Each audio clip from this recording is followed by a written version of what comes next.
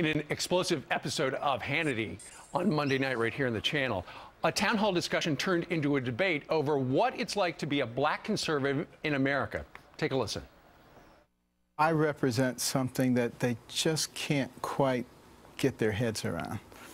How can you be black and not march lockstep behind the quote leaders? You read, you write, you do the things you need to do to be successful. It wasn't about you got to be the right kind of black person. What Dr. Carson and everybody in here represents is a threat to their sense of ownership. Liberals in total believe that they own black America. Our next guest was a member of that discussion from the popular blog Conservative Black Chick. Crystal Wright joins us live from D.C. Crystal, good morning to you. Good morning, Steve. The reaction to that special has been phenomenal. It has been beyond phenomenal. I've had people on Twitter telling me that we needed 3 hours instead of an hour with Sean for the special. I had a member of Congress tell me yesterday, hey, aren't you guys doing part 2 tonight? Sean said you're going to do part 2. And I said, Congressman, no, but we are going to do part 2. So absolutely. It just goes to show you there's an appetite to hear from black conservatives and break this misperception and false narrative liberals are painting about blacks and how they vote. Sure, exactly right. And so if you're a black conservative, sometimes if you appear on television, the liberal left is going to rip you to shreds.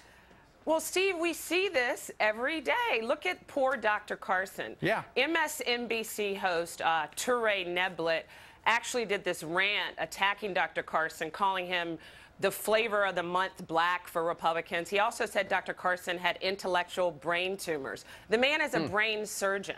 He said Dr. Carson had brain tumors because he was advocating for a flat tax and reforming our healthcare system. Boy, that doesn't sound like brain tumors to me. Yeah. So. Going forward, I know the Republicans are making a pitch to more African Americans for their vote, but when you look at the Republican Party history, I mean, they really are the party of the African Americans. Republicans terminated slavery. Republicans wrote Brown versus Topeka Board of Education. Republicans broke the Democratic filibuster of the 1964 Civil Rights Act, extended it to 2031, appointed 2 U.S. Secretaries of States who are African American. And yet, at some point, and my question is, at what point did the Democrats, Crystal, rewrite history?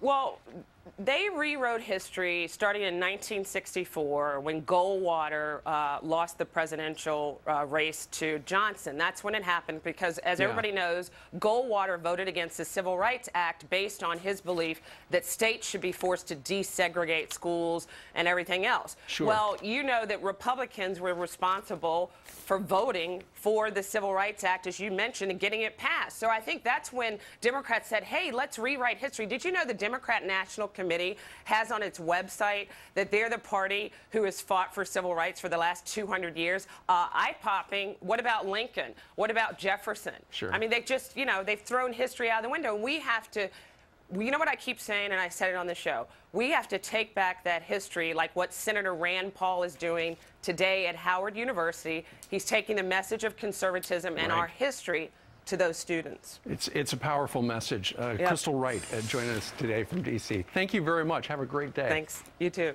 You bet. All right. What do you think about that? Email us, friends@foxnews.com.